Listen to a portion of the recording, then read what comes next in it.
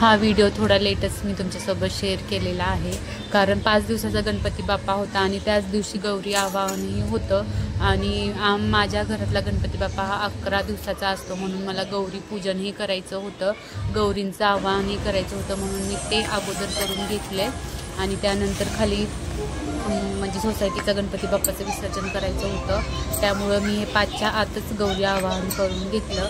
आणि इकडं मस्त एक म्हणजे नवीनच ब्लाऊज पीस असतं, त्याच्यावरती अशी छान मस्त तांदळाची रास करायची असते आणि त्याच्यावर मंगल कलश आपल्याला ठेवून देवी स्वरूप त्याची पूजा करायची असते. त्याला कलशालाही मस्त साज घालून छान देवीचा असा साज बनवायचा असतो. आणि इकडं माझी खूप गोड अशा गौराई इकडं तयार झालेल्या आहेत. ही ज्येष्ठा आणि कनिष्ठा अशी माझी इकडे गौराई आहे. एक ज्येष्ठ म्हणजे मोठा कलश असतो आणि छोटा कलश असं ज्येष्ठा आणि कनिष्ठा स्थापना झालेल्या होत्या. त्यांची मस्त आरती नैवेद्य वगैरे दाखवून गेली, कारण तेही खूप महत्त्वाचं होतं, सोसायटीतला हा गणपती बाप्पा होता म्हणून.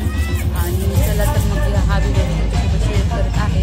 गणपती बाप्पा जात होते, सर्वांनी छान जल्लोषात एकदम खूप छान तयारी पण केलेली होती आणि त्या दिवशी हवनही झालं, सर्व काही व्यवस्थित पार पडलं.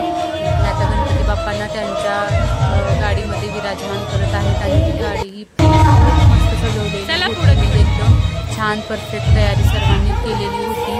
आणि इकडं त्या दिवशी पाऊसही खूप होता, पण तरीही एकदम छान सर्वांनी आपलं एकदम छान जल्लोषात असं गणपती बाप्पाचं विसर्जनाची तयारी इकडे चालू होती.